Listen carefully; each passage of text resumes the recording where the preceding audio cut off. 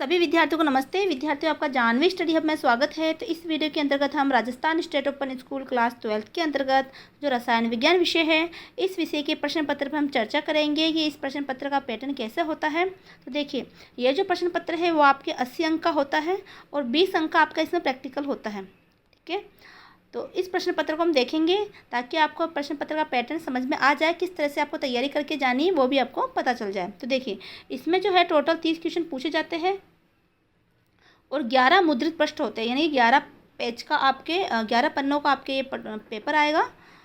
तो आगे बढ़ते हैं। तो आगे बढ़ने से पहले आपसे गुजारिश है, अगर आप हमारे चैनल पर नए हो तो चैनल को सब्सक्राइब जरूर कीजिए और वीडियो को शेयर करें, अच्छा लगे तो लाइक ज़रूर करें। तो देखिए, इस तरह से आपको प्रश्न पत्र मिलता है। तो ये देखिए, ये समय आपको 3 घंटे मिलेंगे और आपका पूर्णांक यानी मैक्सिमम मार्क्स है 80 अंक रहेंगे। अब ये जो प्रश्न पत्र है वो आपके जो कुछ प्रश्न तो इसके अंदर जो है वो एमसीक्यू पूछे जाएंगे, जिनके आपके ऑप्शन दे रखे होंगे। तो देखिए, प्रश्न नंबर 1 है ना, तो हिंदी और इंग्लिश दोनों ही मीडियम में प्रश्न पत्र दिया जाएगा। तो जो विद्यार्थी हिंदी मीडियम के हैं वो हिंदी मीडियम में आंसर लिखेंगे, इंग्लिश मीडियम वाले विद्यार्थी इंग्लिश मीडियम में आंसर लिखेंगे। ठीक है, तो ऐसा करना है कि आपको क्वेश्चन नहीं उतारना है, आपको डायरेक्ट आंसर ही लिखना है। तो अब आपको इसमें से जो भी ऑप्शन आपका है वो ऑप्शन आप छाट के लिखिएगा। तो ये आपके एमसीक्यू है।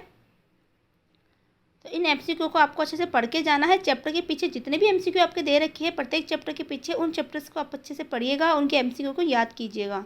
ठीक है, तो इस तरह से आपके एमसीक्यू इसमें पूछे जाते हैं। तो आपके 10 प्रश्न है वो एमसीक्यू के होते हैं। प्रत्येक प्रश्न का अंक 1 नंबर का होता है। तो इस तरह से 10 नंबर के आपके एमसीक्यू होते हैं। इसके बाद में आपके 2 अंक के प्रश्न पूछे जाएंगे।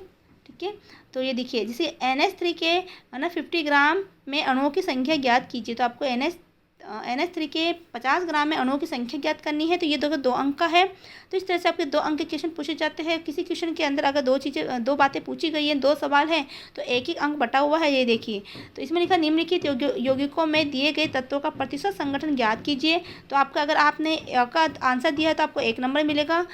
इस तरह से आपने दोनों का ही आंसर दे दिया तो आपको 2 नंबर अंक मिल जाएंगे, लेकिन दोनों में से कोई एक किया है तो आपको 1 अंक इसके बटे हुए। तो इस तरह से भी क्वेश्चन आपके एग्जाम में पूछे जाते हैं। तो देखिए, ये 2 नंबर के क्वेश्चन आपके पूछे जाएंगे। तो इस तरह से आपको तैयारी करके जाना है, क्योंकि प्रश्न पत्र का जब हम पैटर्न समझ लेते हैं तो अधिकतर हमारी तैयारी उससे हमें समझ में आ जाता है किस तरह का प्रश्न पत्र मुझे मिलने वाला है, कितने प्रश्न मुझे मिलेंगे और मेरे पास समय कितना रहेगा। उस समय के अकॉर्डिंग मुझे सारे प्रश्नों का आंसर देना होता है। तो ये आपके थोड़ा दिमाग में बैठ जाता है और आप उसी हिसाब से अपनी स्ट्रेटजी बनाकर अपना जो तैयारी का तरीका लेके चलते हो और वहाँ एग्जाम हॉल के अंदर उसी अकॉर्डिंग आप कार्य करते हो कि आपको पहले से पता रहता है कि मुझे 30 नंबर के प्रश्न उस पेपर में करने हैं, 30 प्रश्न मेरे को उस पेपर में करने हैं और मुझे टाइम मैनेजमेंट लेकर चलना है। तो ये देखिए, अब देखो आपके 2 नंबर के क्वेश्चन है।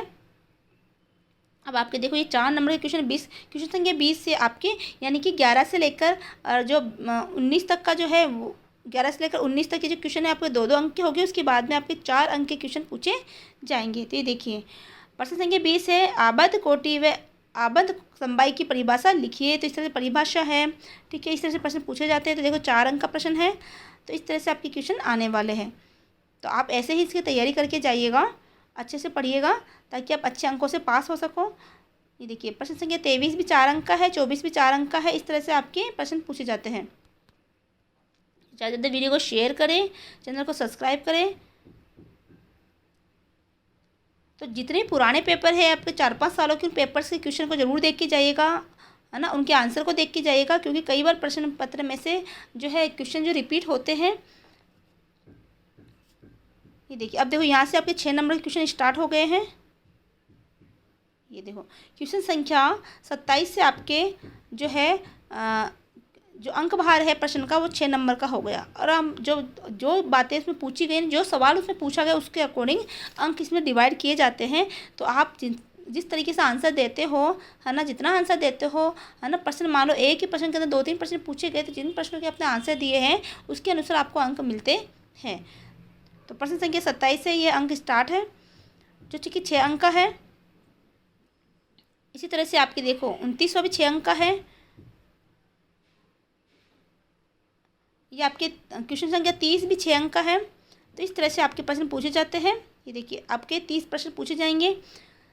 तो अच्छे से आपको प्रश्न पत्र करके आना है, अच्छे से आप तैयारी करके जाइएगा। तो ज़्यादा से ज़्यादा वीडियो को शेयर करें, चैनल को सब्सक्राइब करें। मिलते हैं अगले वीडियो में। जय हिंद, जय भारत।